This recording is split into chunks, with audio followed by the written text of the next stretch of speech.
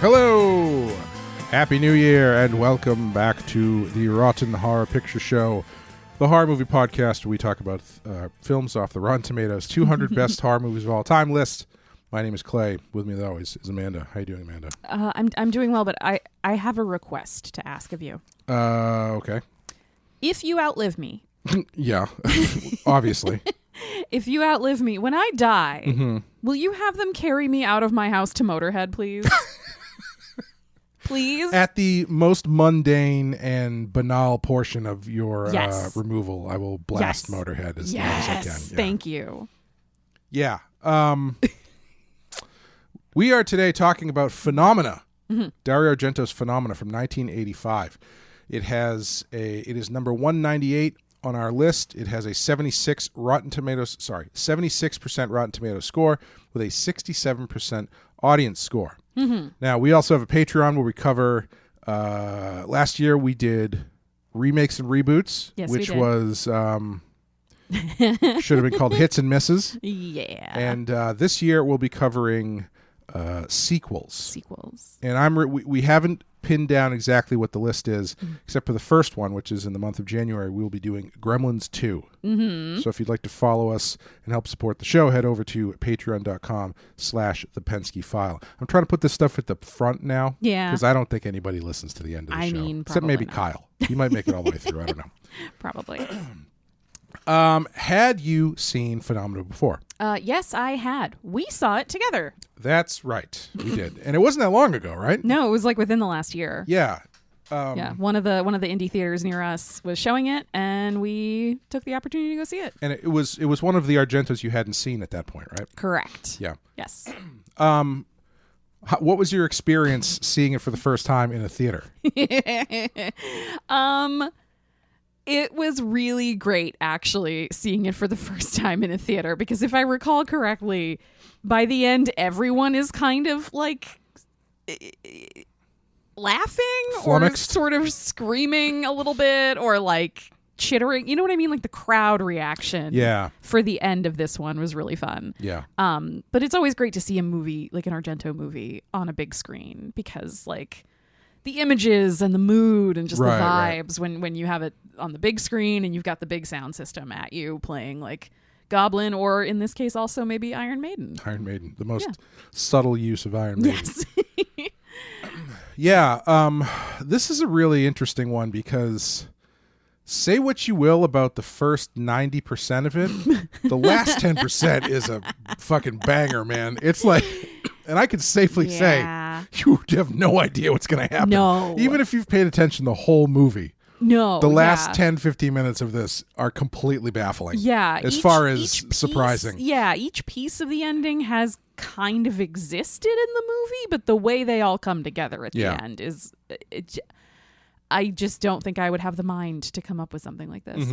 It's a great lesson to screenwriters as well, because there is a perfect 3-beat setup, callback, and payoff in this, which we could talk about as one of the greatest subplots ever put to film. But before we get to that, we're gonna. I had seen this. Yeah, because you'd definitely seen it before we saw it in the yes, theater. I had seen it at least once before. I was saying last night before we started watching this, I think I've seen this probably about 4 times, and every time I've seen it, I cannot remember what happens in the middle of this movie. I think the ending is so all-consuming that honestly, the even beginning and the middle kind of pale in comparison. I mean, even that, for whatever reason, this movie just does not stick in my brain. I remember very clearly, I remember the beginning, the first girl getting killed, and I remember Jennifer Connelly at the school. Yes. But basically everything after that is just like, once I see it, I go, oh yeah. But I'm like, if you told me if you pause the movie and says, okay, what happens next?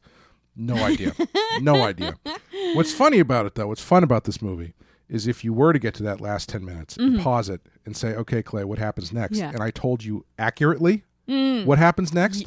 Whoever is listening to me will say to themselves, he's just making that up. Yeah, he's just fully given up on even trying to figure it out. He's just giving all sorts of insane shit. Yeah. But we will get into that after we take a quick break and play you the trailer for this film. Jennifer is the new girl in a strange school. She's taunted by her classmates, haunted by a deadly secret.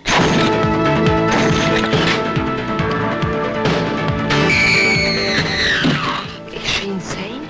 Well, she's not normal. And caught up in a murderous wave of terror.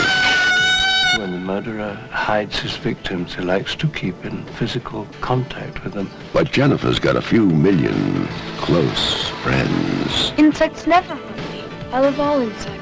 You're in a position to do extraordinary things. And she's going to need every one of them. Creepers. That fly is your magic wand. Ask him to lead you where the dead bodies are hidden, and he'll lead you.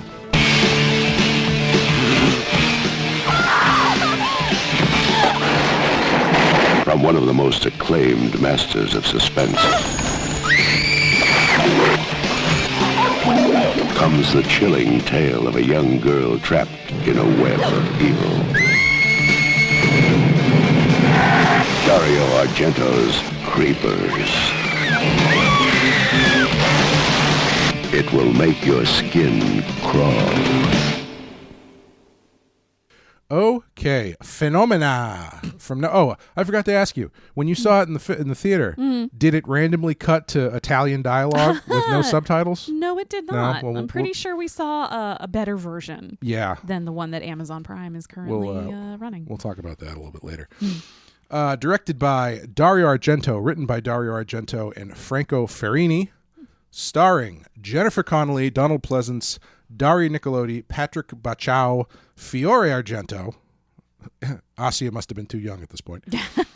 Michelle Soavi. Michelle Soavi is the other cop who's like taking notes and and he's the director of the movie The Church, which is an Argento produced film. Oh. And he's got three movies he's really known for, which is The Church, The Sect, and Cemetery Man. Yes. And okay. Two of those three are really good, and the third one is not very good. I'll talk to you later about which one you think is good and which one you think is bad. The other fun trivia fact: he is the guy in Demons.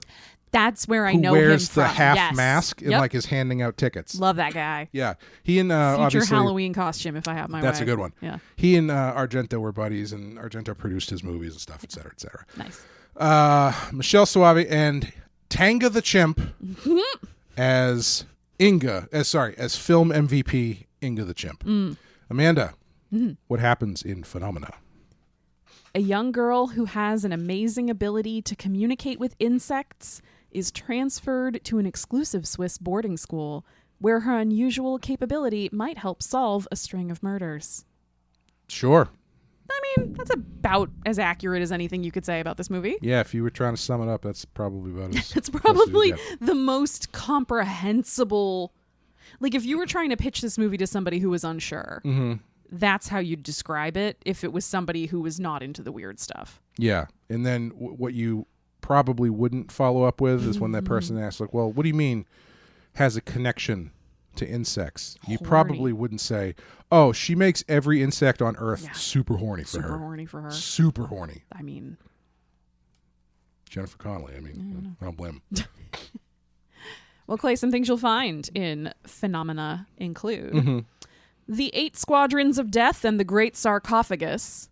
Both fantastic Giallo film titles. Or band names. But could you imagine a band called the 8 Squadrons of Death? It's pretty good. Right? Yeah. I feel like they would suck. Like, that's the kind of name that's What about the Great Sarcophagus? I can see them being really good. I can see the Great Sarcophagus being like a... Why do I... Because the Great Sarcophagus is like a little bit more intellectual of a name while still sounding very doomy. Why do I feel like the Great Sarcophagus would be Danhausen's band's name? Yeah. It sounds more like a magician whose gimmick is he's a mummy. The 8 Squadrons of Death sounds like they're trying too hard.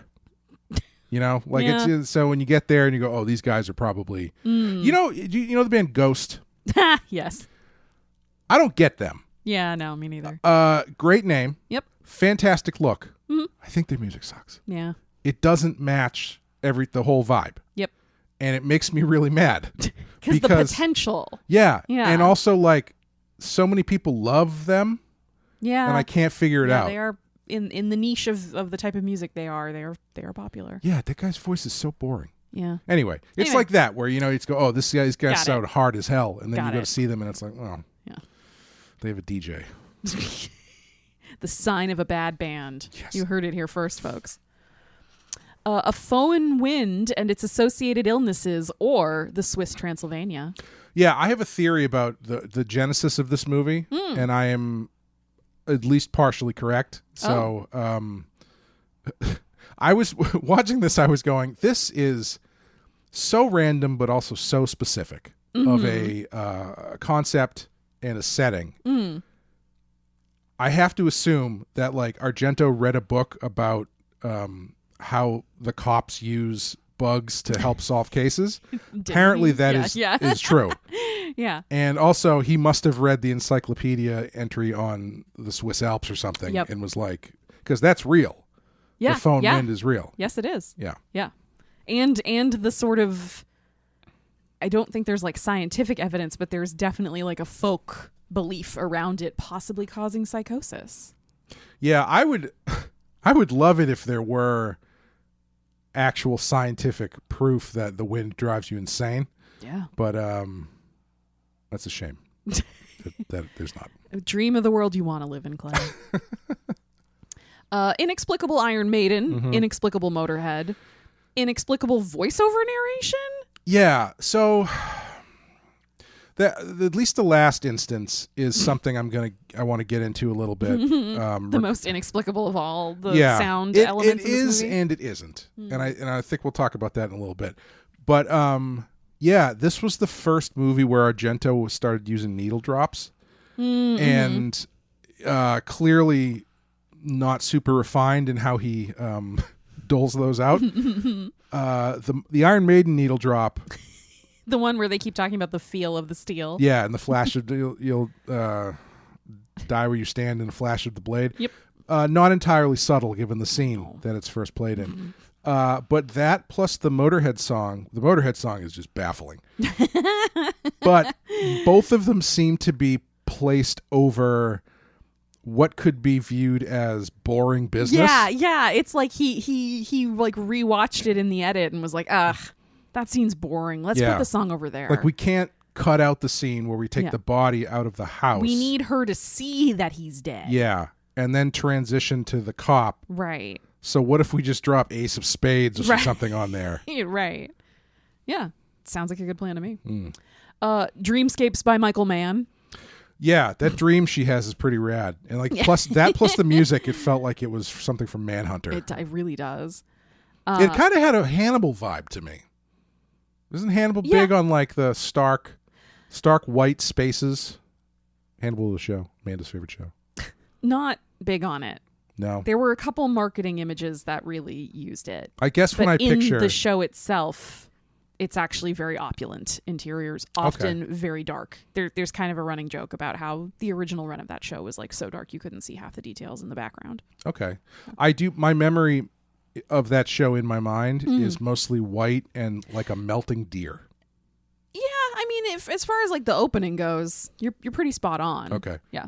That was from the era where they had all the openings involved like melting wax versions of people's faces and stuff. Kinda. Like the Daredevil entry opening. Yeah, a little bit. Yeah. You're not far off. The Lady of the Flies. Yes. Is that Jennifer or is that somebody else? Yeah, that's what the headmistress calls her. Oh, okay. Yeah. Transitional adolescence channeled through weird hobbies and obsessions. Yeah, Jennifer Connelly really cornered that market. Yeah. Of specifically, well, obviously female, but specifically female adolescence in a weird transitional phase. With an oubliette involved. What's an oubliette? Watch Labyrinth again. Get out of here. Tell me. It's a pit. Oh. It's Labyrinth. He talks...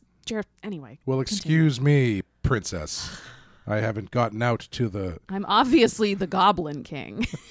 I haven't got out to the grounds of the vassal states in a while to check on the oubliette. But yeah, she kind of, I feel like she's got this weird trilogy where she's got Labyrinth, and it's all sort of like old enough to start being horny but not quite sure how to do it yet. Yeah. So there's Labyrinth. Old enough to start being horny, but still too young to openly be horny. Yeah. When someone I saw described Labyrinth as a girl transitioning into like a sexual awakening, I was like, oh my God. That's exactly what that movie is. And that's fucking wild. Yep. So there's that. There's this one, which is a little bit strangely more tame, I guess, if you want to look at the subtext of it. But the other one is that one, what the hell's the name of it? Where she's trapped in she's locked in the Target with that one guy, and it's basically 2 hours of them hanging out at Target after Target closes. Oh. And him just ogling her. Yep. And it's clearly just her in a white tank top going, look, everyone, I have boobs now. Yep. And it's like those three movies are like, okay, that's a good and now she's a woman. Overview. Yep. Yeah. A dead girl's coat with a bedazzled iron cross on it. Yeah, I know that's not that controversial, but it's still weird to see. I'm going to talk about that later. Oh, okay. Okay. A sick Bee Gees shirt. I like that Bee Gees shirt.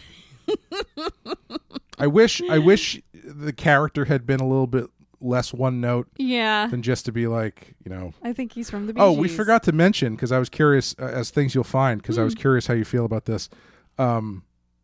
Because the more I see this, the more I wonder if this is just a really hack scene to put in a movie. A scene for when you're in an English class and the teacher is describing a poem. And every time I see that now, I'm like, is this interesting or is this just pretentious bullshit? It's just pretentious bullshit. Okay. Yeah. Don't get sucked in. It's just pretentious bullshit. The age-old debate, Richard Wagner versus Richard Gere. Yes. One, big fan of Goebbels. The other... No, wasn't Goebbels a big fan of him? Either way, the other, big fan of gerbils. Gross, Clay. That's the only reason I wanted you to do that one. Gross. A maggot. Allegedly. I'm sorry. Allegedly. Unproven. Yeah. Don't get us sued by Richard Gere, please. Honestly, if that proved that he was a listener of the show, I would in court, I would have him put it on the record that that's where he heard it. Yeah. A maggot who's seen some shit. I love that scene when she picks up a maggot and the maggot, she like gets maggot vision and it's like, there was this girl and then she was stabbed and then she was dead and then she was delicious but then she was, and there's blood everywhere and there's this guy. I think it was your friend. I don't know, man. A crime sniffing fly. Yeah, that was fun. Yeah. Yeah, it would be fun if you could actually do that. Just like be like, take me to it. Yeah. Give him a cloth with a scent on it and just let him go. Find it, boy. Flies sniff it out. Notoriously easy to track once they're in the open air. Right. Yeah. Just tie a little lasso to him. That's what he did. He did, really? They had him on it. They had the fly on a little string. Oh, okay. Well, there you go. That's what they did.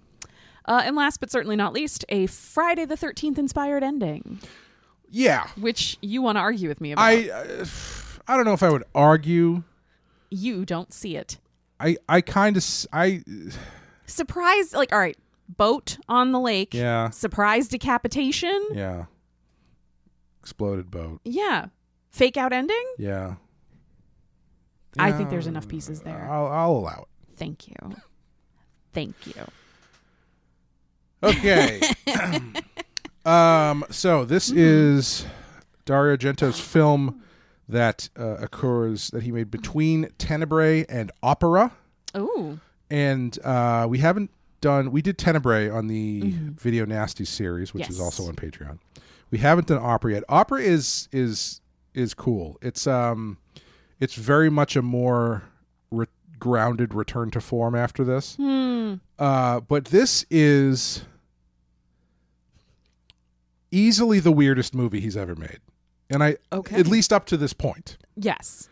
And I'm not saying that as a negative. Right. But I think what's really interesting about this movie is that it is very weird, but the weird stuff is kind of couched in extremely familiar stuff, specifically from him, that I don't know if he was doing that because he didn't have any other ideas, or if he was doing that to kind of be like, okay, I'm going to try something weird here. Yeah. But I'll give them some stuff that they're used to so it kind of like couches the weirdness. Yeah. Because like Suspiria, not a giallo film, right? By the hard and fast definition of whatever nerd you get stuck talking to at a bar about this. This one, however, I kind of feel like you could make the case that this is a giallo. I consider it one. Because it has all of the classic elements. Yeah. It's got the murder mystery. Murder mystery, the American who comes to... the foreigner coming into Europe. It's got the cop plot. Yep. It just also happens to have a girl who can psychically communicate with insects. If you took that out of this movie and just tweaked a couple scenes to get rid of that... Yeah. You know what I mean? Like, you could have made a more... weird to say a traditional giallo, but you could have made a more traditional giallo without the psychic bug control. Sure. And it would have been recognizably a giallo. Yeah. And psychic bug control, insanity causing alpine wind. Take those out. Yeah, you've got something fairly down the middle. Yep. So what are your thoughts? How do you feel about this movie? I have such mixed feelings about this movie because there are elements of it and pieces of it that I love, and there are pieces of it that just frustrate me and do not work for me whatsoever. I think the fact that this happens over such a short amount of time is lightly insane. What's like, she shows up one night, right, and by the next day, the headmistress already hates her and is strapping her down for like medical tests and threatening to have her committed.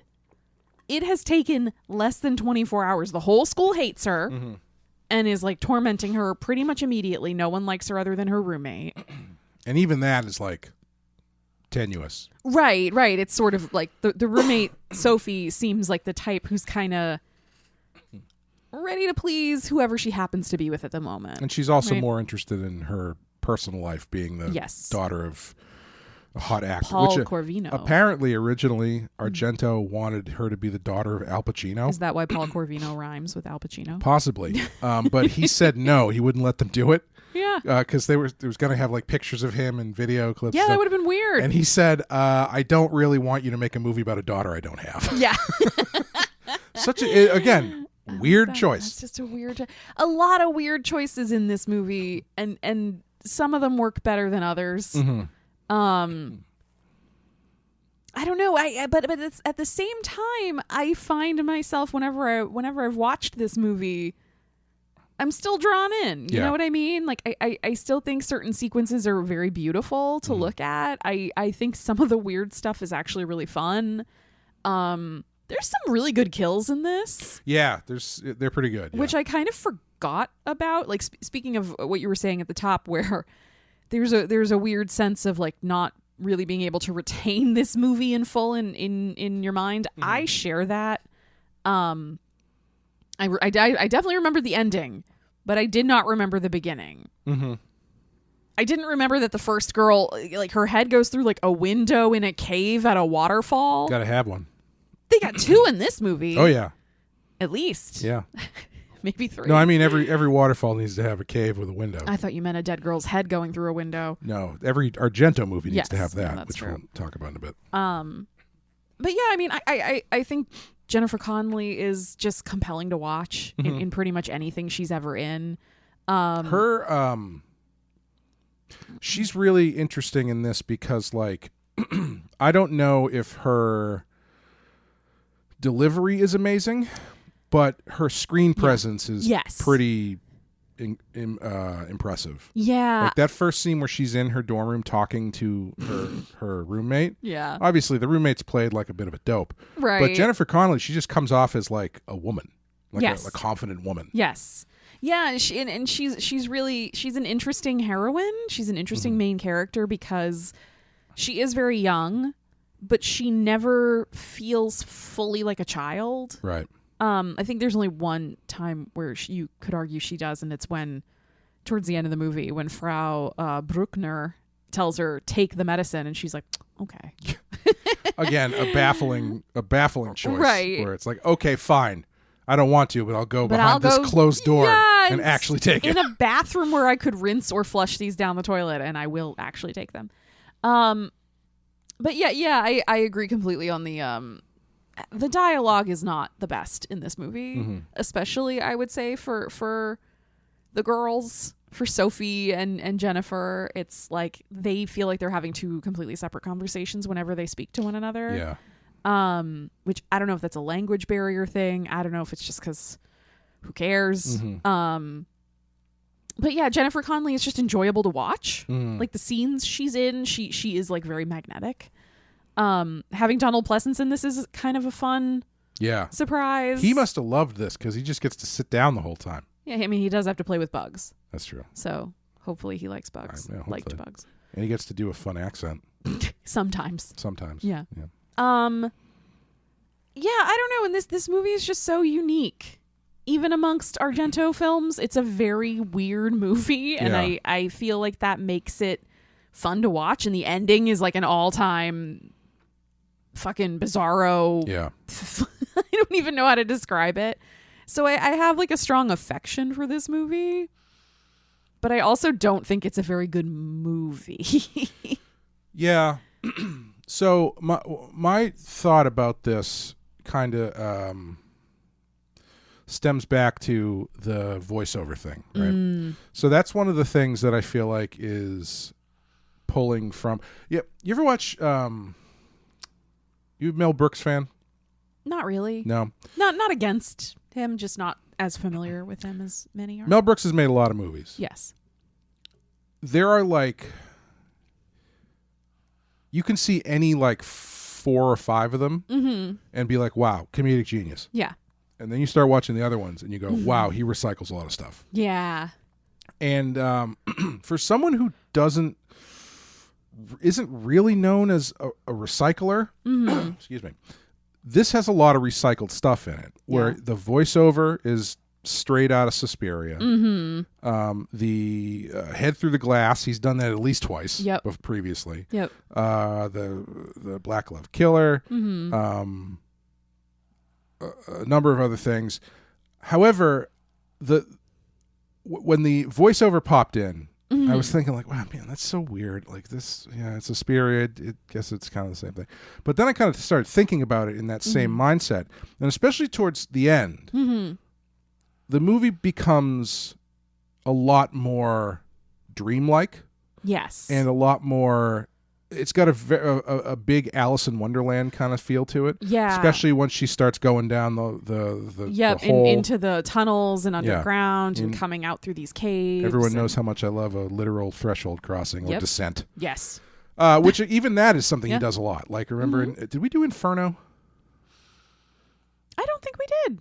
Have you watched Inferno? I don't think I have. Anyway, Inferno's got this great version of that. Yeah. Where this girl is looking for this key, and she's in the basement of a store. This like old building, and she drops the key into like this exposed puddle of water, and she goes to reach for the key. Oh, maybe we have, or we've at least seen this. Oh, you know what? I think we did it on Video Nasties. Yes, I think we did. Yeah, and she reaches for the key, but it's not just a puddle; it's an access point to an entire another flooded floor. I do remember this. Yeah. So I love that stuff. Yeah. And that feels very similar to this, where it's she's trying to get this phone and ends up in this ridiculous tunnel. Yeah. And then gets pulled into this insane basement. Yep. With this giant pool of dead bodies and stuff. Yep. And watching it with more of an eye towards the fairy tale dreamlike aspect to it, I think it plays a lot better that way. Yeah. It's tough though, because like I really my slavish devotion to story structure really butts up against my love of dream logic sometimes. Yeah. And I feel like you can only go so far excusing that stuff as, oh, well, it's dream logic, man. It doesn't need to make sense. Yeah. Until as a cover for, it just. Right. Yeah. Like I just thought it was cool and I didn't really want to have to explain it. Because that usage, the reuse of a lot of stuff, like I was saying before, kind of feels like he's got a couple ideas he wants to play with. Yeah. But he's kind of patching the holes with stuff he just knows how to do. Right, right. Yeah, I mean, even it's also, this is a little bit of a pivot, but it's also interesting to me when you have a movie like this that's going to eventually evolve into this very dreamlike folktale ending, but so much of what the beginning of the movie is like very concrete.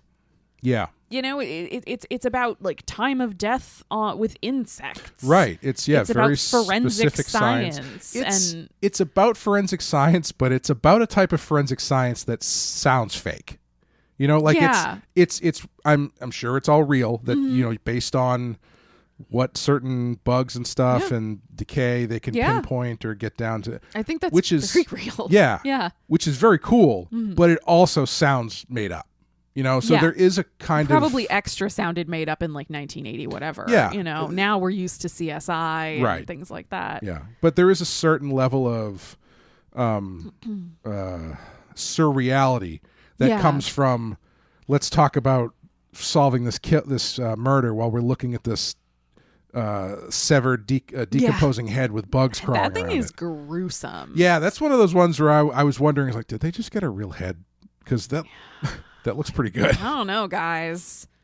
Yeah, this movie also, not to change subjects, it's fascinating because I think a lot of the marketing is very focused on Jennifer Connelly. Understandable. And how her, like, she's this like innocent beauty, and it's very ethereal, and she's very kind of mystical. And then you watch this movie, and it's so much of this movie is about maggots. Yes. And I'm not super squeamish around bugs, but I get to a point with this movie where I'm like, I think I've seen enough maggots. I think I'm ready to be done. When she's at Dario Nicolodi's house, and they're like under on her nails, and like in the hand towel, it's like, ugh. Yeah. And it's strange too, because like technically that shouldn't bother her. Yeah, but she's kind of like put off by it, even though they're probably there to be like, follow us. Yeah, we can show you the way. Yeah.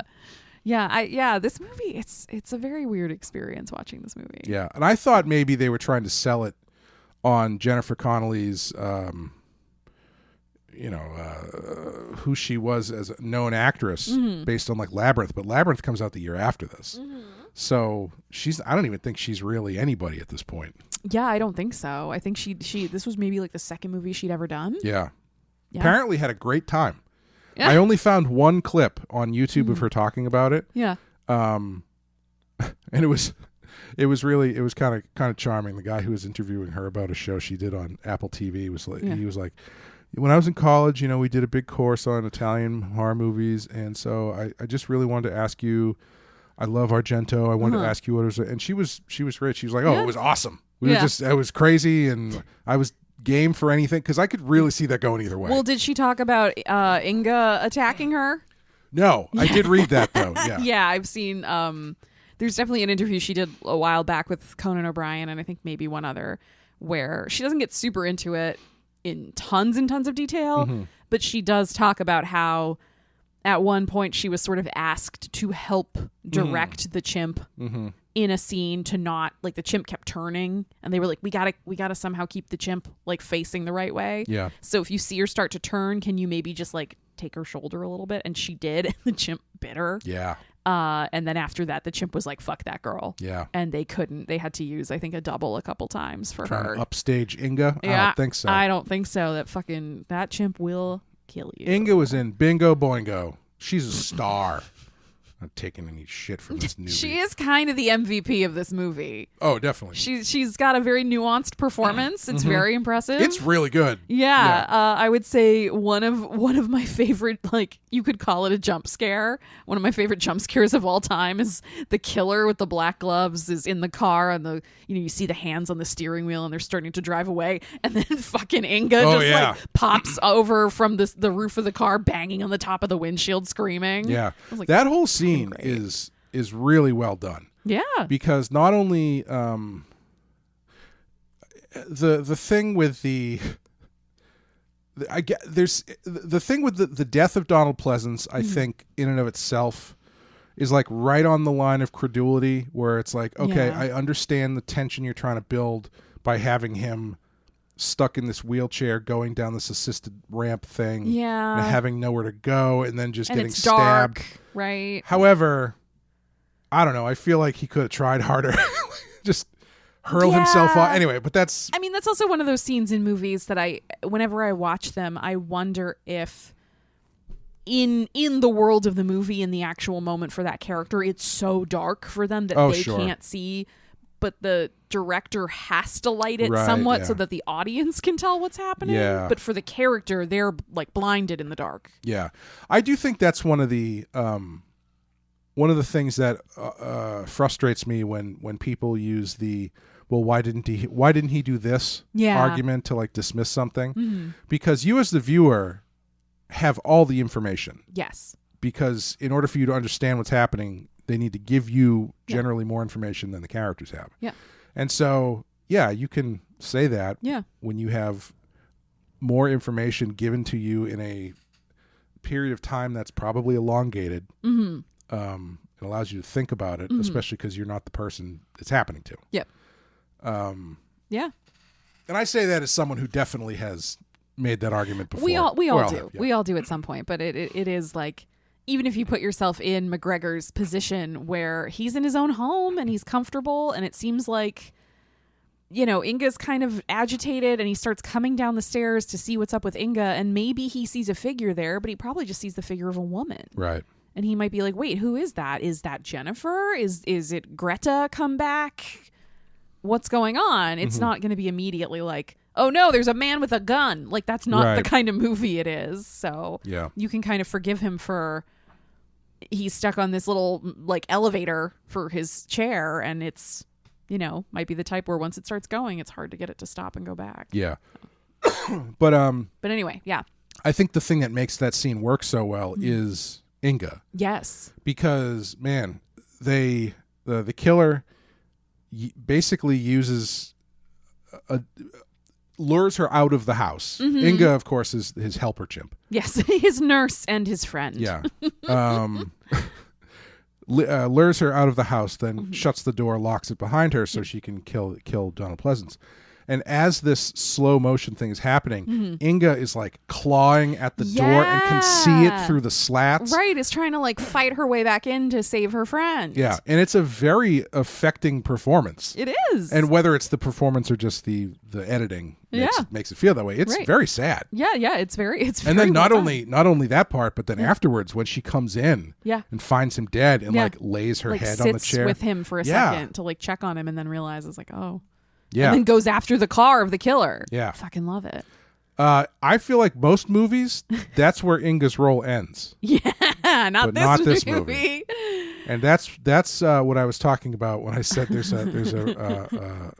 some screenwriting tips you can take from this, because very clearly at different points in this movie, there are things set up. The first time you see Inga, she's got a knife. So that's what I should have put in the things you'll find. Chekhov's scalpel.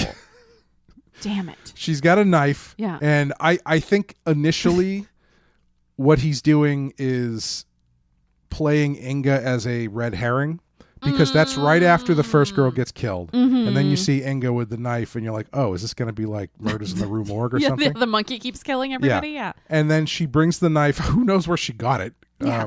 Brings it into the house, and Donald Pleasance is like, no, don't play with that. Yeah, that never can hurt touch that people. again. Yeah. And shows her how it can cut stuff. Yeah. And so then you've got the scene. And he even says, once I show her something, she never forgets it. Yes. Yeah. Then you've got the scene where Donald Pleasance is killed. Yes. And Inga's first thought is revenge. Yes. And so she jumps on the car, tries to get the car, excellent, then falls off the car. But then, inexplicably, but hey, dream logic, baby. Yeah. This is an Italian horror movie. This is how we roll. Inga wanders over to a trash can in the woods and finds a pristine straight razor, like gleaming in the night straight razor, picks it up, looks at it, and then walks away with it in her hands. Inga's Liam Neeson moment. Yes. And then what's brilliant about the movie... Oh my God, no, Inga is John Wick. Yeah, kind of. Yeah. What's brilliant about all this is that after that point, Inga disappears. Yeah, you don't see it. And so much other crazy shit happens that you forget Yes. And that scene is so weird that you're like, that's weird. She's picked a knife out of the trash and walking. Okay, whatever. Yeah. And so you see in a row, maybe like 3 or 4 of the craziest things you've ever seen. Yes. And after all of that, when Jennifer Connelly is at her lowest moment, the mighty return of Inga, who just fucks her up with that straight raise. Not Jennifer Connelly, the Dario Nickelodeon. Frau Bruckner. Yeah. Yeah. Deus Ex Monkina. That would have been another good thing. Yeah, you'll we find. should have done that. Damn it. I only thought of that now. We did talk before we started recording this episode about how this is the type of movie where the whole like 1 hour episode could have just been you and I going back and forth listing things you'll find. Yeah. Because it is, again, it's a weird mix of, okay. I think the thing that always stands out to me is it gets so weird where after that first scene, every time I watch this, I feel like that first scene, I kind of go, all right, because it's this girl who doesn't get on the bus, and then she misses her tour group. Yeah, then she starts wandering around the woods, and then somebody starts chasing her, and then she gets her head. No, she goes into a house. Oh, she go into a house? Yeah. See, I don't even remember that. It's the house that Jennifer ends up in before she gets kind of lightly abducted. Then she goes to a waterfall, gets her head put through a window, and it's like slow motion. Gets her head cut off. Gets her head cut off. And it's like, okay, we all see you, Dario. And then we cut to Jennifer in a cab, and she starts talking about how the insects like her. Yeah. And she like tames a bee. Very similar. That whole sequence is very similar to the beginning of Suspiria. Yeah, it is and it isn't, right? Like it's kind of the exact same setup, but total opposite. Yes, yeah, similar in that it's got a lot of the same elements, but it's not like he's exactly redoing things. Right, right. At least not in that sense. But he finally got his school full of actual girls. Yeah, which he couldn't get for Suspiria. And does absolutely nothing with it. Nope. This movie, I think, also suffers from like an overabundance of plot, in a way, like where there's just too many little plots going on, so that the big plot gets kind of muddled and lost. You've got whatever's going on with Dr. McGregor and Inga at any given time. You've got the murders of the girls in the area and the cops trying to figure out what's happening. Maybe. I presume. They're in like 3 scenes. Right. And then you've got Jennifer not being able to get in touch with her dad or anyone from back home. And then Jennifer's like not fitting in at school, and then her bug stuff, and then everybody thinking she's crazy. And you've got the roommate, and the roommate's got a secret boyfriend. And you've got like murders happening in all the abandoned buildings that are surrounding this school. Of course. And there's a whole abandoned wing of the school where that one girl gets killed. Right? Yes. I say that's the school building, right? I think it's one of the buildings on the grounds. Yeah. I think like they all live in the main building, and the school's in the main building. And then there are all these other buildings on the grounds that they're like, well, we didn't keep them up, so they're not safe, so don't go there.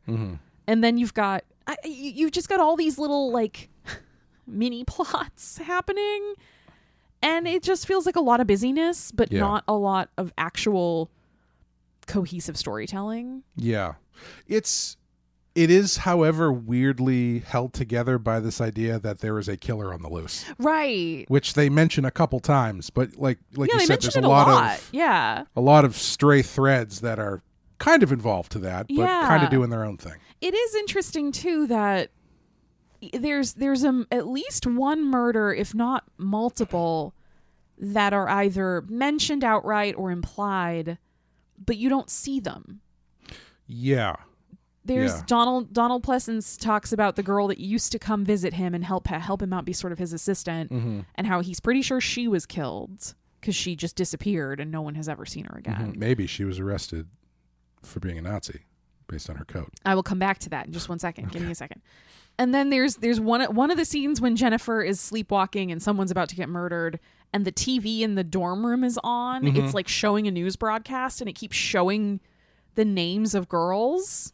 I really like that scene. I do too. Silent news broadcast, really liked it. Yeah. But we don't see all those girls die. Right. We only really see the girl at the beginning, who I think is named Vera. Yeah. And then you see the girl who's also at the school, and you see Sophie. But there's 2 other there's at least 2 other people who are presumably killed by this killer, and we just never see it, which is a really interesting choice. Yeah, I mean, I like a Giallo it. movie. It's just kind of strange. Like I think a different version of this movie would focus much more linearly on all those murders kind of coming one after another. Right, yeah. And that would be the central backbone of the plot. And it would feel more like Suspiria, with Jennifer kind of moving through and around the school trying to like find clues and hints and things. But it's pretty clear that is not the thing that's really interesting him in this, which again I think goes to him sort of playing the hits a little bit. Yeah. Because that stuff is like, yeah, I know how to do that stuff. Yeah, he kind of just wants the connective tissue there to keep things moving along. He's not really interested in like fleshing it out all over again. Yeah. Where he's already done it. I have to say this probably has one of the prime examples of my problem with the cop plot in general. Examples? Yes. Well done. Where you've got these 2 cops who are in it purely for expository reasons, and then at the end is only there to be another person to die. I had to go back to the beginning of the movie to be like, wait, is Inspector Giger one of the cops at the very beginning talking to Dr. McGregor? I think he is. I think so, yeah. He's the one that's not Michelle Soavi. Yeah. Dr. Giger being, Inspector Giger. Inspector Giger, the guy who gets chained to the wall. Yes. Yeah, he is. Yeah. But I didn't, like, it had been so long since I'd seen him that I didn't remember. When he popped back in at, like, the very end, I was, like, you know, when he shows up asking questions about the house and then shows up at the Frau's house and asks about her history, I knew he was a cop. I remembered it that much, but it was just like, wait, were you at the beginning? Am I supposed to feel like you've been doing stuff this whole time? Because I don't. But yeah. He's inspecting. He's just inspecting left, right, and center. Talking to people. Yeah. Looking at Michelle Soavi's notes. I read a little bit of trivia about this movie that kind of lightly blew my mind, even though I think it's fucking weird. Apparently, Dario Argento, when he originally conceived of and shot this movie, in his mind, this film takes place in an alternate version of reality from ours. Sure. Where the Nazis won. Oh. Yes. Okay. In his mind, this movie is set in a different version of the world where the only key difference is that the Nazis won World War II. Okay. I can't say that really comes through. It kind of, like, all right, once I knew that was his... Has he said that is how he views the film? Or yeah, I think so. Okay. I don't have a source directly in front of me right now, but I'm sure if you know, we Google, it was definitely in the Wikipedia. It was on another couple articles I read, and there were like quotes from him. I should have clicked through and followed to like the actual, like, this was the interview. But it's out there that he thought, to him, this takes place in a version of the world where the Nazis won World War II. And so everyone collectively has this enormous trauma and this enormous event that happened, but nobody talks about it. Okay. Like, it's far enough in the future from the war, you know, it's presumably about 40 years later. So it's just become normal reality, which is why it's not like a big spoken plot point. Sure. But if you watch the movie, there are a couple little things where I'm like, I guess? Like, I get, like, the Iron Cross coat. There's that. I chalked that up to the Iron Cross being a symbol in Germany that predates Nazism. Also, obviously, they. But why include it in the Swiss? You know, girl's German. I don't know, but I don't know. But even then, the fact that like Lemmy from Motorhead wears it all the time. Motorhead, there you go. No, but the fact that the reason why this stuck out to me, and I kind of I don't want to say I necessarily like that like glaze over this movie, but it did help me reconcile because, as you know, and as I've mentioned while we record this, I really don't like the school plot in this movie. I think it's so truncated and it's just so aggressively, like, she's immediately an outcast. Right. Everyone immediately hates her. It doesn't matter that she's the daughter of this like famous heartthrob that everybody's obsessed with. You'd think all these girls would be sucking up to her. Yeah, she's going by the way movies depict things, way too attractive. Right. Yeah. She's beautiful. She's rich. She has a hot, famous father. Everyone would be like, I'm your new best friend. Even if behind her back they were like, she's a fucking weirdo that likes bugs. Jennifer, look at all the bees I got you.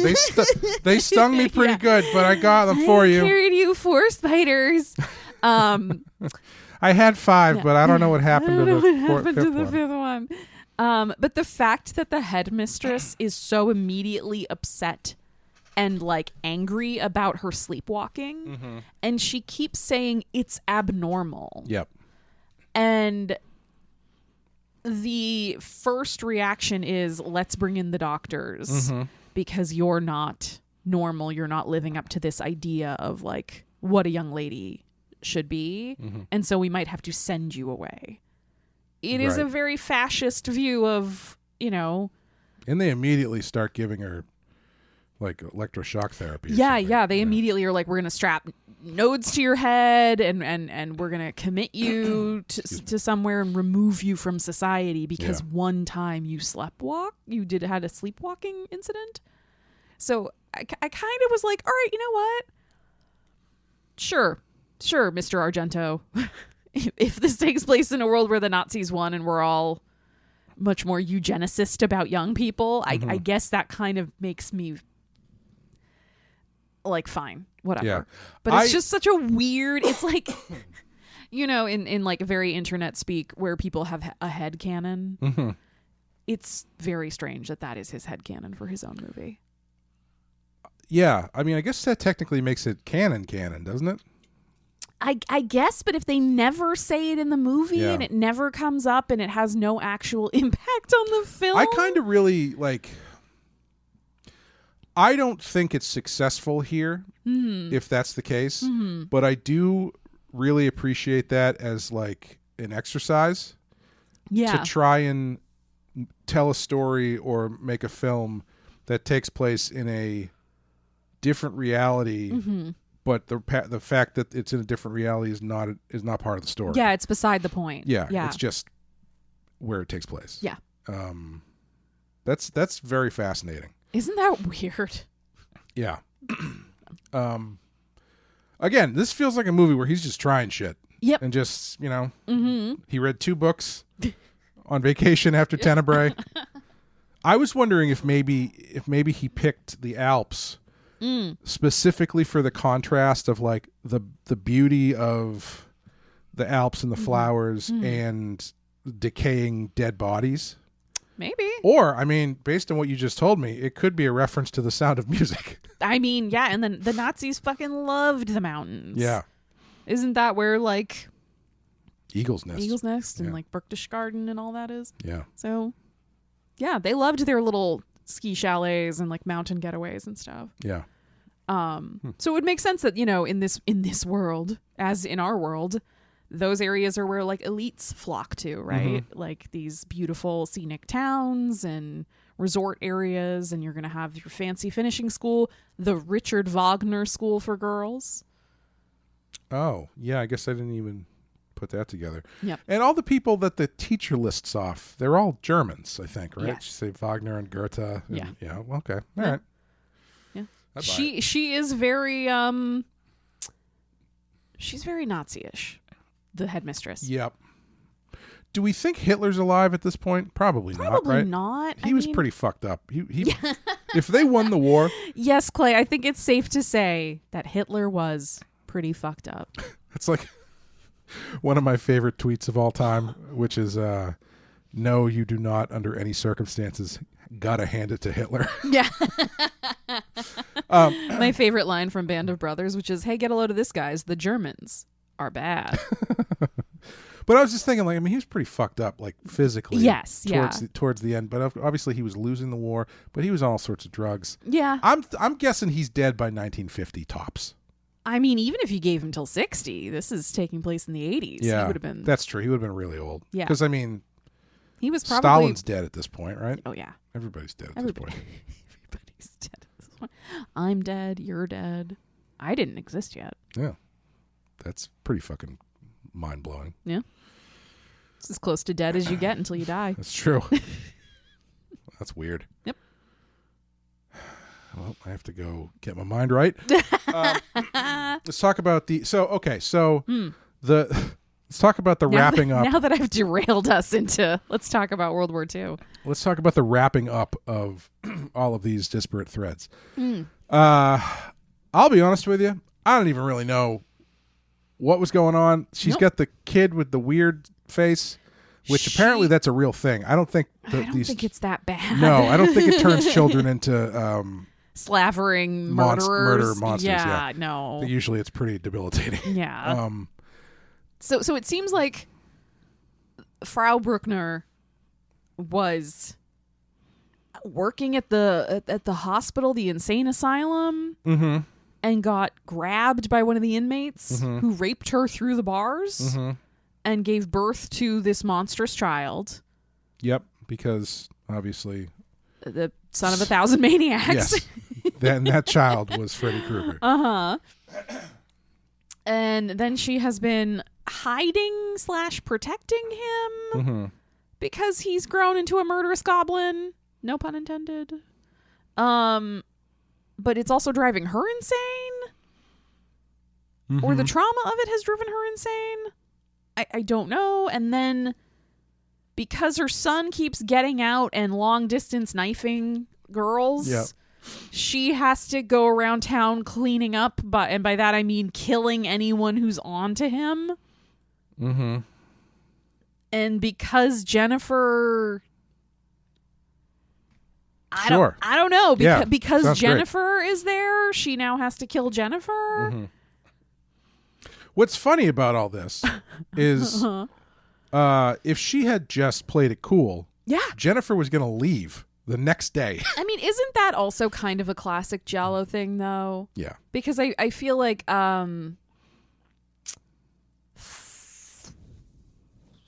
why am I forgetting the name of the movie? With the guy he's like a painter or something, and he goes to Italy with he has like a girlfriend there. Oh, Bird with a Crystal Plumage. Thank you. Yeah. Yes. As opposed to the one where the guy's a piano player and he goes or a writer. Or a writer. Yeah. But he's trying to leave, right? Yeah. Like he's trying to leave, and the killer keeps kind of like poking at him, being like, "You better leave," but also here's a hint, and it keeps him.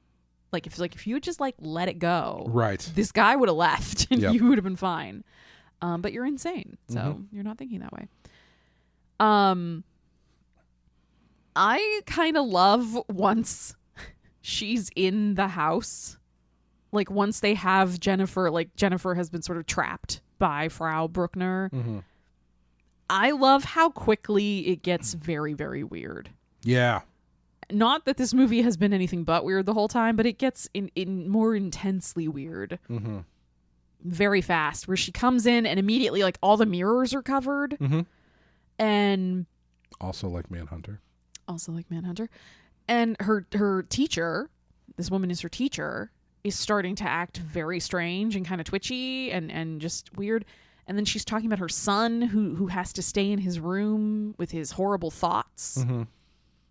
And then Jennifer gets nosy and pokes around and accidentally knocks over what she thinks is a little boy, but it turns out to be a creepy ass doll. Like a life-size, My Buddy doll. Yes. Yeah.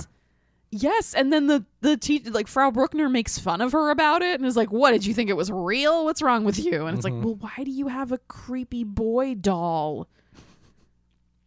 And Jennifer maybe never if you had a creepy girl doll, your son wouldn't be killing so many of them. But I love in this movie kind of that Jennifer never asks what the hell's going on. Yeah. Yeah, most of the time in these movies, there's a point where the heroine or the hero says, like, what is happening? Well, that goes into the thing about the pills, too, because she's come into this weird house. All the mirrors are covered. Her teacher's acting really weird. Yeah, weird, creepy kid doll. Creepy kid doll. And then she starts screaming at Jennifer about taking this pill. And then after all of that, she gets away from her, goes into the bathroom, shuts the door, and then is like, well, I guess I should probably take this pill. I don't know. It's just very strange. Yeah, and then has to make herself throw up very believably. Yeah, very believably. In a concerning way. It's good that she knew to do that. Like I remember when I watched Casino Royale and James Bond gets poisoned in that, and he like grabs a salt shaker and goes into the bathroom and like chugs the salt shaker and makes it like, oh, I never would have thought to do that. This young girl who apparently can pick up when she's been poisoned very quickly. Yes. Immediately knew, got to get that shit out. It's almost like there was a culture of young girls telling each other the best ways to throw up. I'll be honest, if that was me, I would have been like, oh, fuck, I swallowed that pill. Well, I guess I'm poisoned. I don't even... Bulimia wasn't a concern? No, I guess I would have... Like, it wouldn't even occurred to me that maybe the pill hasn't dissolved yet. Yeah, and we end up with that whole sequence, and then she comes out and they fight over the phone. Yep. Like she gets in like a physical altercation with her teacher, who starts like beating the shit out of her.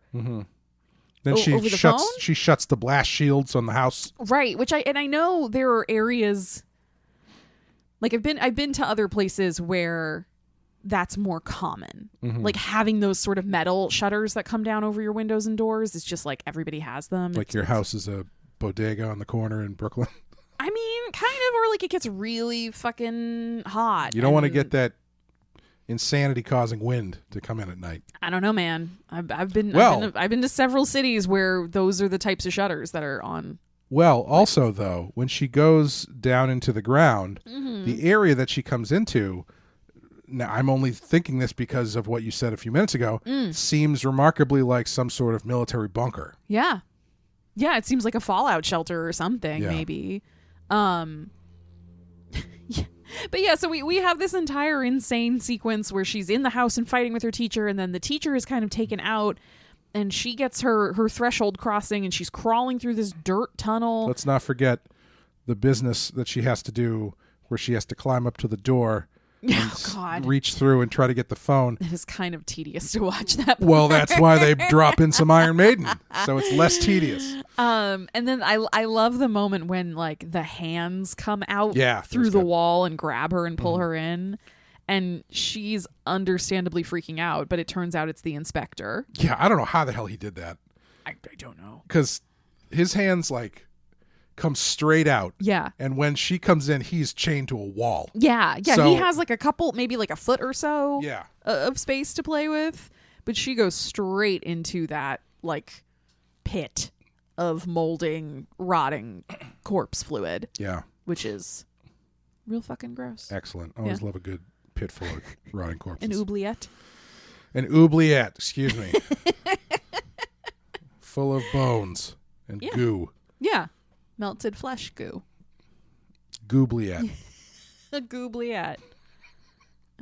But all of the, like there's so much of this is happening, and it's happening pretty quickly. They're hitting you with a lot of stuff. Yeah. And so she's drowning in rotting corpses at this point. My favorite bit there is, how sometimes you can, they a lot of times they don't shoot movies in order.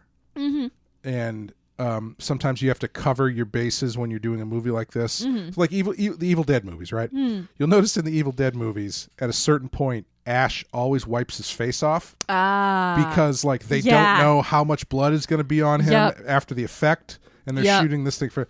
So in this one, I don't know if it was on purpose, but it was a pretty good cover where she's climbing out of the muck pile and happens to kick her way through a water pipe that very conveniently cleans her up. Yes, gets those whites so white again. Yeah, great outfit. Yeah, she has a lot of great outfits in this. I really appreciate her sort of weird style. She's wearing a lot of like menswear mixed with extremely feminine stuff, which I really think is kind of a fun. Very Diane Keaton. Yeah, it's very 80s. Yeah, I wish that kind of look would come back with she's gonna wear a little tie and like a loose. Hey.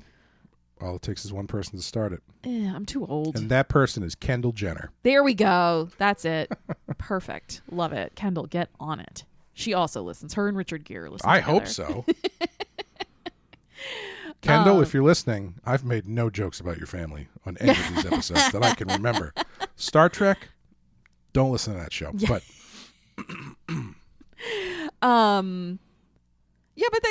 we get that scene. We get the inspector. It looks like he's killing the Frau, and then great thumb breaking to get out of the. Oof. That's another one of those things where you see it in the movies often enough. I know I would try that in real life and it would not work, and I'd be like, "Shit! Now I've got a broken thumb." Yeah. I think the thing more is like I don't really need to. I can kind of just make my thumb disappear. Yeah, you should start committing crimes. Yeah, I have weird joints. Sweet. I should start committing crimes. And then Jennifer like escapes and is like running down a weird dungeon hallway and hears a little boy crying. Yep. And finds the son. And I swear I thought it was going to be another weird doll fake out. And I was like, why are we spending so much time on this? And then he turns and he is actually very grotesque. And she immediately runs outside, but she can't run outside. She has to like crawl through this like ever shortening tunnel to like emerge back out into the real world and like run to the boat. Which she like emerges in like a junkyard. No, she emerges like outside in the woods, and the little pier is right there. Oh, does she? And there's a boat tied to it. Is the junkyard where she swims to after? Yes. Okay. Yes. Yeah, because then we've got the bugs finally get to have their romantic date night with her. That's true. Yeah. This is a weird movie. Yeah. There's exploding boats. There's small monster children with extendo knives getting their faces ripped off by bugs. A boat with the most gas any boat has ever. For the size especially. Yeah. That's another one where it's like, that doesn't make any... fine. Fairy tale. Fine. Whatever. Yeah. The whole lake catches on fire. Great. Yep, he's the monster child survives underwater and tries to pull her under, and she gets away and she swims under the fire, and he doesn't, and he burns, and you think she's escaped. This is the very Friday the 13th. It's almost like they reversed the order, where she's done the boat thing and you think she's escaped, and now she comes onto land and she sees her savior. Right, it's the lawyer. Yep. Who then promptly gets decapitated by a sheet of metal wielded by Frau Bruckner. Very Dick Halloran. Yeah. And then we're back to where Inga comes in and saves the day. Yeah. But all of this happens in about 15 minutes. Like what we've been talking about in the last 15 or 20 minutes is just pretty much real time. Minutes of this movie. Yeah. It's one of the craziest endings to a movie. Like it's like an onslaught. I had to just walk through it beat by beat here because I'm still processing it. Yeah. Like it makes so little sense, and yet it all just keeps happening, one thing after another. And it's the kind of movie where it's like, if you were to show someone two scenes, the opening 5 minutes and the final 5 minutes, they would not believe you this is the same movie. Yeah. I think a lot of people wouldn't believe it's a real movie at all. Yeah. They'd be like, this is one of those joke It feels like a fever dream or something. Yeah, it does. Oh, yeah. Yeah, it absolutely does. Yeah. And, that's kind of it, right? Like she walks off into the sunset with her monkey. Yeah, with Inga. Just the two of them. They're going to go find Paul Corvino, wherever he shall be. But yeah, even like the thing with her Morris or whatever his name is, that's a weird subplot. Like another thread. Yeah. Like how the hell does he find her at that garage, at the junkyard? Right. I don't know. But yeah, it definitely uses the giallo trappings of tying things up by having your villain maniacally scream it at someone. Yeah. Where it's like, we covered it. Yeah. It's not my fault if you didn't catch it, but we covered it. This is also one of those movies where if you try to look too hard at any individual character or scene, you can poke holes left, right, and center. Like there's so many things that don't make linear time sense. But like the thing that separates a movie like this from a traditional giallo is that I think the giallos, I saw an interview with a writer who wrote a bunch of giallos in the 70s. And he was like, the number one rule of the giallo movie is that you have to write a mystery where if the person's paying enough attention, they can figure it out by the end, which is bullshit. Yeah, that's absolutely. He's not. I feel like he's talking about an entirely different genre. Yeah, I don't think maybe he's not a good writer then. I mean, maybe the kind of. I don't really know how big the giallo genre was in total. Like, we kind of are covering a lot of the greatest hits of it and the biggest names in it. Yeah. You know, we've done a lot of Argento and all of that.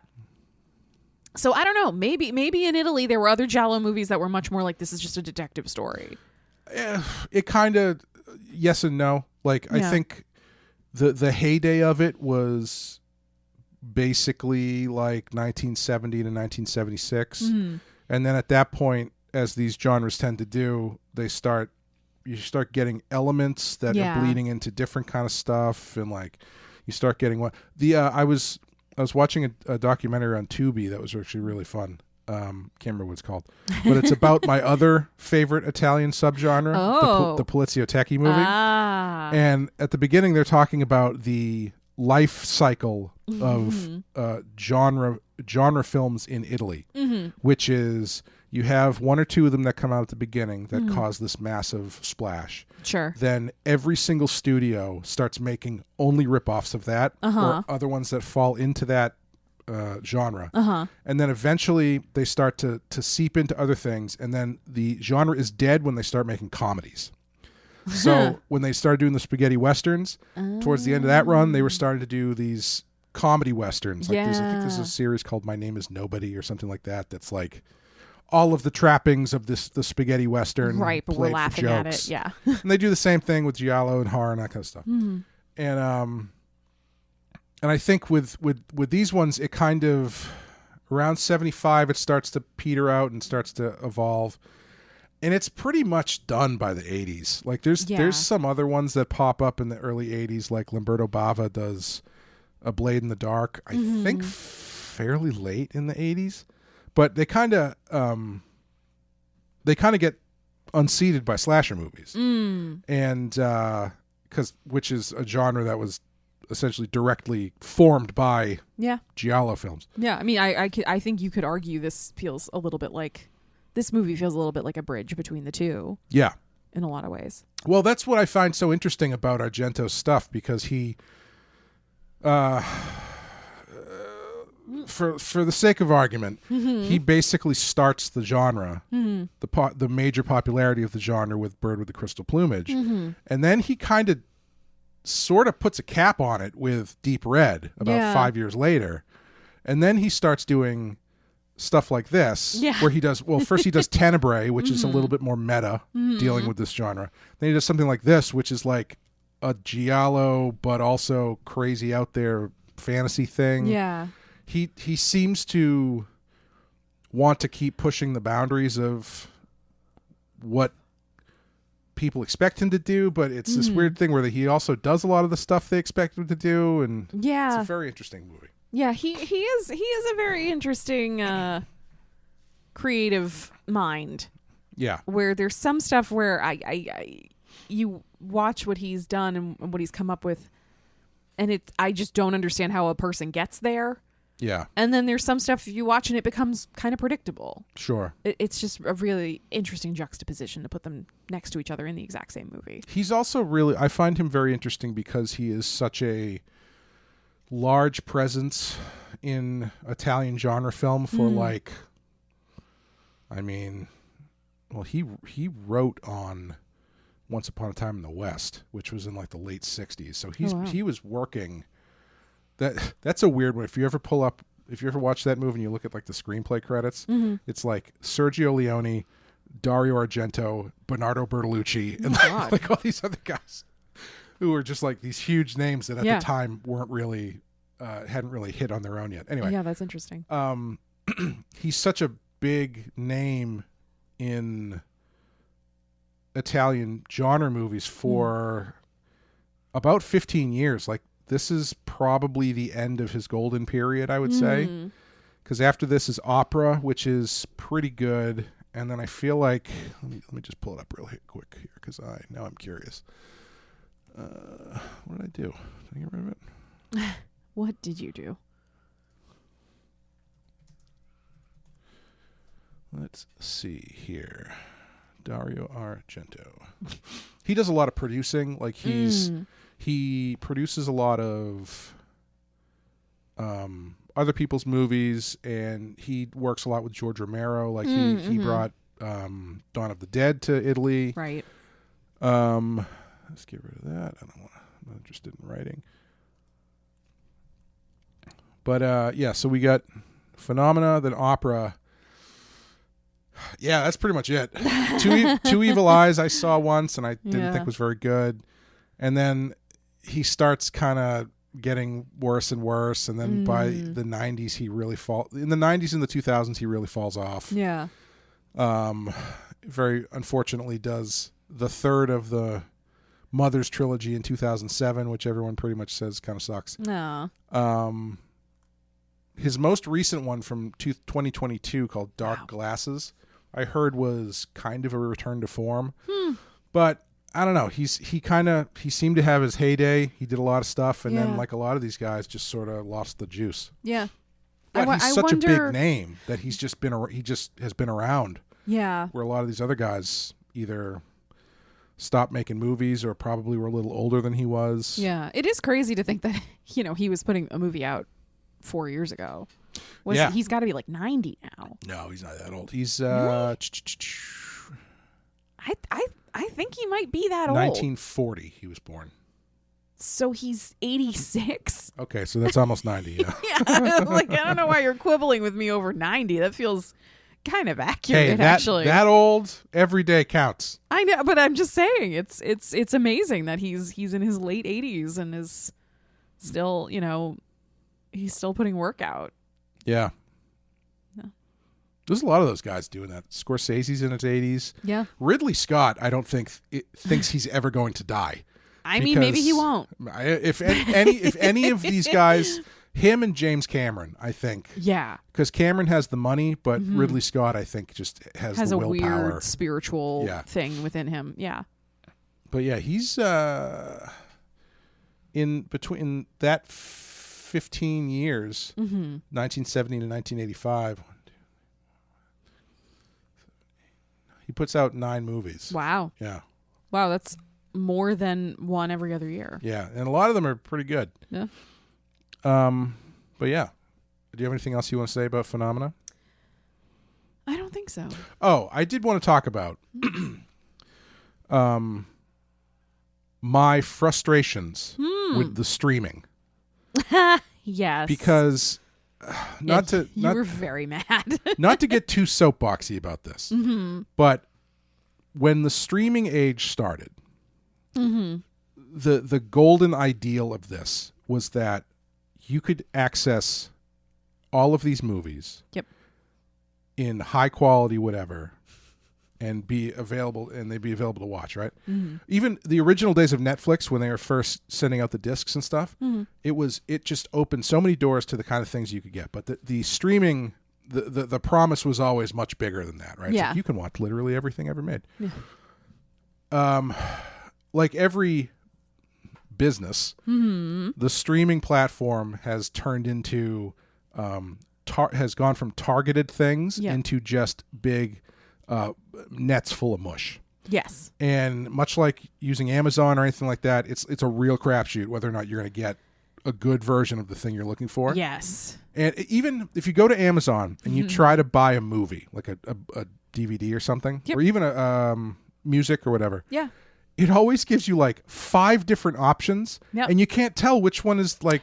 No, because the image doesn't have to be a literal image of the thing they're selling you. It just has to be a symbol of the thing they're selling you. And even the listings in there are confusing, where it's like they've got 5 different formats of it, and then you click this one, but that's not the one that you're looking sellers nested under, like you go and it looks like the official listing from whoever, but then depending on what's available, you have to be really careful about like sold by. Yeah. You know. Clay's DVDs. And you're like, who the fuck is that? He's a guy who gives great deals. But what I'm getting at is this is a movie. This is not the first time I've run into this problem. Maybe not this specifically, but this sort of quality thing where you're renting a movie from Amazon, which you're assuming is going to be like, oh, that's probably the top end, right? Yeah. You'd assume it would be a fully watchable movie. Yeah. And this movie it's not the best transfer. No. It looked fine to bad. Yeah. And it inexplicably, for like a few seconds at a time, would drop into Italian. Yes. And it was really strange. Yeah, I can think of like 3 or 4 scenes where there are several lines exchanged. Yeah. Where it's just fully in non-English. There was one towards the end when she's in the house with the teacher. Yeah, they go back and forth for like Where a long time. In my head, I was like, I bet these are the lines that explain everything that's going on. Yeah. But thankfully, it's not a movie where it's not like a Michael Mann movie or something, Right. or a David Mamet film or something. Yeah. And it's just like it's frustrating, and it's another argument towards the importance of having like a physical media availability. And this is a movie that has been put out by some great, I think Synapse put this out on 4K or something. It's out there. You can get like a high-end version of it. That's what I was going to say is there have been a couple movies while we have done this podcast that either the film itself is very old. Like when we did Phantom of the Opera, we were saying like the actual full original version of this probably doesn't exist anymore. There are several different cuts. There's different tints. There's different soundtracks. Yeah, there's so many variations just because it's a 100-year-old movie and preservation used to be a lot more difficult. Yeah. For something that came out in the mid-80s, I feel like the like fully regionalized version of that shouldn't be that hard for Amazon to find. Like, also, I'm already paying for Prime, and now you're going to have me pay for this movie. Right. And it's going to be a bad version of the movie. Yeah, and I understand licensing and stuff, and I'm sure that like those transfers that have been worked on by certain companies need to be licensed specifically, et cetera, whatever. But I just think it's shitty to pay to charge extra to watch a movie that's not. Oh, definitely. You know, if this had been one of the like free on Prime and it had that sort of weirdness, I would have been like, meh. If this had been Tubi, no problem. Yeah, absolutely. And also, Tubi's excellent. Yeah. Well, Amazon Prime is adding more and more ads to different things. I don't know if that's been happening to you, but yeah, it is. Yeah, especially when you watch TV. Like if you're watching like an episodic series, they're inserting ads more at the beginning, at least one break at some point during the actual episode. And I'm just getting more and more like, okay, why should I pay for all this then if I'm just going to be watching the ads anyway? You know what drives me I fucking might as well watch nuts Tubi. about that? Tubi's actually pretty good at this. YouTube, I feel like, is the worst offender. They have there's just some automated thing dropping the ads in. Yeah. So it drops it in at the worst possible times. Yeah. I've even seen videos where the people make the videos with breaks. Yes. Specifically to put ads there. Yep. And the ads don't go there. Yep. They go between sentences like 5 minutes later. Yeah, or a show that used to or currently is shown on broadcast television, and there are natural commercial breaks built into the flow of the episode, and yet we're going to ignore those. I was the one that was killing me the other day, and this is all, there's more important things going on in the world, but it's all old man yells at cloud. You know what though? Literal cloud. I think this stuff is all symptoms of the same problem. Oh, the larger problem given the greediness of yada yada. Go to listen to my other podcast if you want to hear about that. Sure. It's called Claypital Riot. This is the worst pun I've ever made. That's a really bad one. What was I saying? You were yelling at the cloud. Yeah, so I'm watching like a monologue from one of the late night shows, and they drop commercials in the middle of the monologue, and I'm like, if you were watching this on NBC, there's no commercial in the middle of that monologue. No. Drives me nuts. Yep. That's all to say. We are done with Phenomena. If it was Prime, I feel like you're expecting better. Yes. Tubi, that's fine. I honestly, as much as it sucks, because as all these things do, apparently Tubi is like partially or fully owned by Fox and blah blah blah blah blah. All these, nothing, nobody can have anything nice. Yep. Tubi is actually a pretty awesome service that has an incredible selection of movies. That is the closest thing I've found in the streaming era to going into like an independent video store and looking through their stacks. Yeah. Because where Prime and those things are obviously pushing all this new stuff, you go on to Tubi and it's like, here's some movies we think you'll like. Yeah. Gator starring Burt Reynolds. White Lightning starring Burt Reynolds. Hard Target in the West starring Oliver Reed. And it's like, okay. Say Burt Reynolds again. Let's do it. I know all about your algorithm now. Let's do it. It has ads, which is a pain, but like... But again, I feel like increasingly that's the direction all of them are going to be going in. Yeah. I started one recently that I had to tap out on, though, because do you know the movie Heaven's Gate? It's a... Is it about the cult? No, it's well then before that. I don't.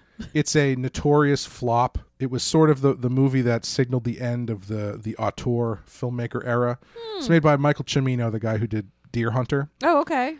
It's like 3 hours long, and it just completely bombed. And it was like the marker for this. Like, oh, it's another Heaven's Gate. And it's been long enough that people are like, actually Heaven's Gate's pretty good. And I was just curious because that guy's a good filmmaker. Sure, yeah. So I sat down. It was on Tubi. It was the only place it was. And I sat down to watch it. Every 18 minutes, you're going to get 3 minutes of ads. Yeah, I play it, and it's like, okay, 3 minutes of ads, not bad. And then at the first break, which I want to say was like 10 minutes later, it was like 1 of 8. And I was like, I can't do this. Oh, yeah, no. This movie is so long. I can't do it. No, that's going to like double and I wasn't the time. I wasn't like doing something else. It was like I sat down.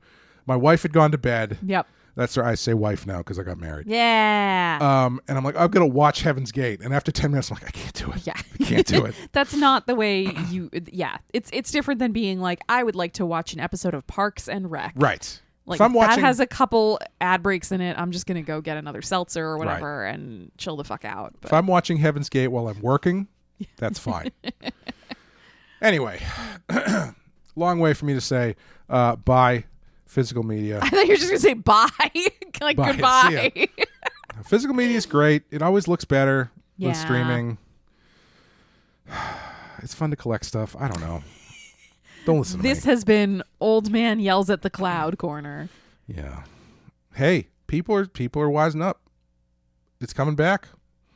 Because all the streaming channels are deleting stuff, and I'm just saying. No, it's absolutely get those true. cheap Blu-rays while you can. Yeah, there have definitely been. I'm giving you funny faces, but I absolutely agree. And there have been several things that I have bought on physical media because they disappear them off of streaming, and there's no guarantee they'll ever come back. Yep. And I'm not even talking about like super niche stuff. It's just you never know. Yeah. They don't. You pay for the stuff on Amazon or you pay for your Netflix subscription, and there's no guarantee that that thing you love is ever going to be there again. Yeah, like the fact that, as far as I know, you can't buy Andor officially licensed on DVD or 4K or something is insane. Yep. Because if there's one thing that I know, there's about the truisms of the world is never play poker with a guy with the same last name as a city.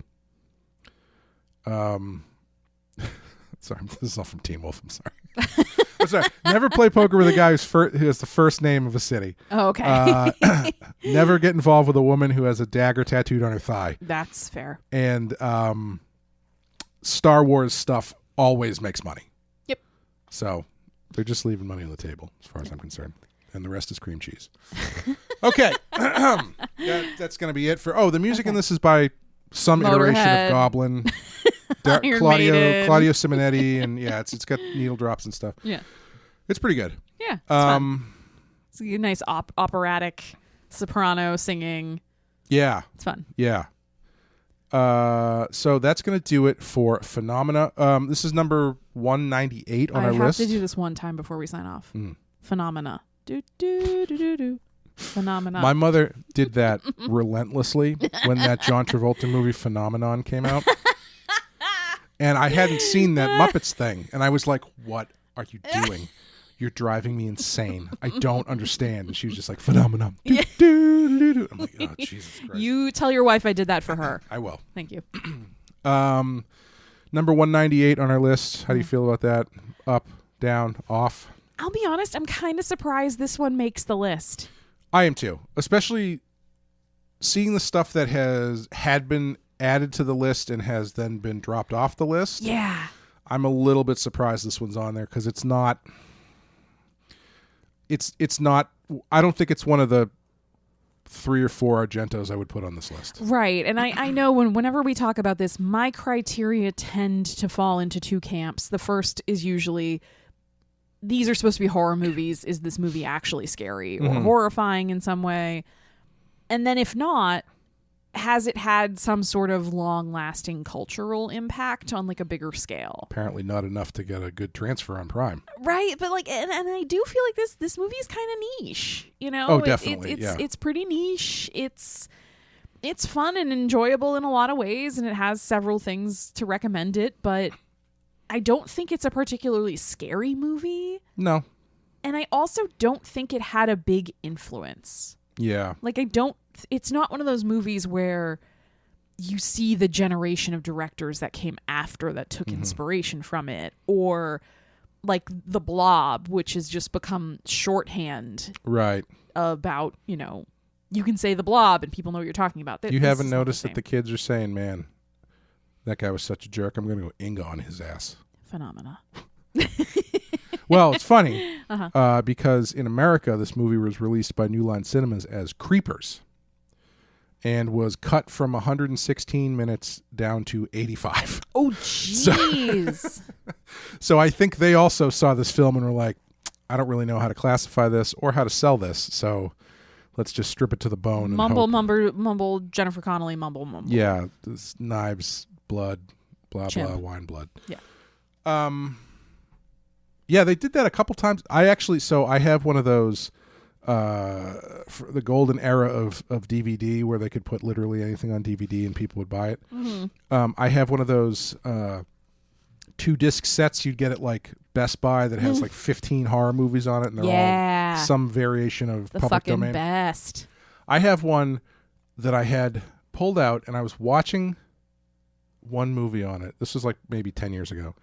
And I realized they were using the music from Deep Red on the DVD screen, like the load screen. And I was like, what the hell? Why are they just stealing the Deep Red music?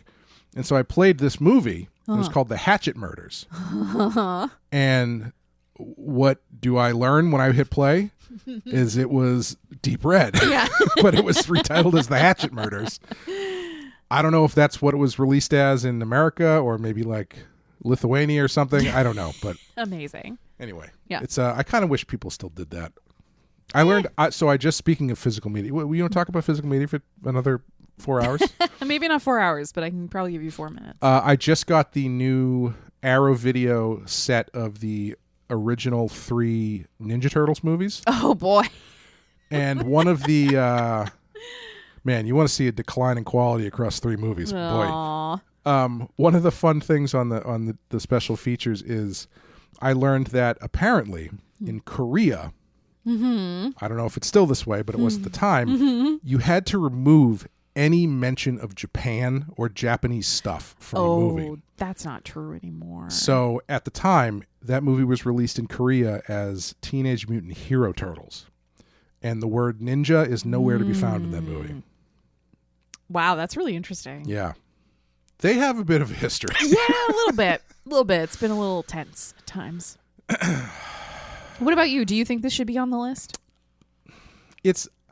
No. Yeah. I wouldn't. Again, like if you want to look at movies you're going to take from Argento to put on this list, Suspiria, obviously, Deep Red, obviously, I'd say probably Bird with the Crystal Plumage, Pulling Up the Rear. Yeah. And then maybe Tenebrae. But yeah. I feel like after I would do Tenebrae before this. Yeah. After those 3, I feel like it's kind of a crapshoot, and yeah. Yeah. Okay. That's going to do it for Phenomena. We hit our randomizer button. Beep, boop, boop, beep, beep, boop, boop, beep, boop. And next time we will be doing number 151, Paranormal Activity. Hey! Which I'm very excited about. I haven't watched that movie probably since it came out. That movie used to help me fall asleep. You are a psychopath because that movie scared the shit out of me. You and I are built different. I've told you the story. I probably said this during the Scream episode that I used to go to bed when I was younger. I would put on a videotape, and then I would turn the brightness down on my TV, so it was just the audio. And then I would, sleep timer it, and so I could, shut off and go to bed. And this would be a horrible movie to do that. Yeah, to. I did that to Scream. Oh. And I'm laying there in that first scene, and it's like, do you want to play a game? What's your favorite scary movie? I'm like, this is not. I think I made a mistake. This is not as relaxing as I thought it was going to be.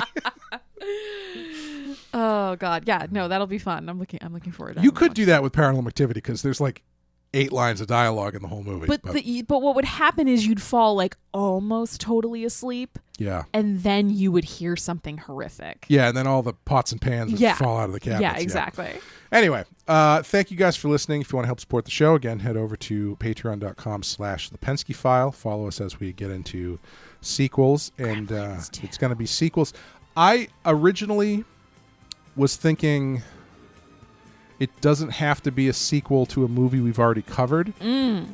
But with some exception, I think we should do our best to cover the original on the main feed before we did with the reboots. Yeah. Again, with some exception, like Prom Night 2, we don't need to cover Prom Night. Right. But there are some where it would really behoove you to have seen the original if you're going to go into a sequel. Yeah. So if you want to be hooved, go to patreon.com/The Penske File. All right. Thank you guys for listening. Thank you, Amanda. Thank you, Clay. See you next time. Happy New Year, everyone.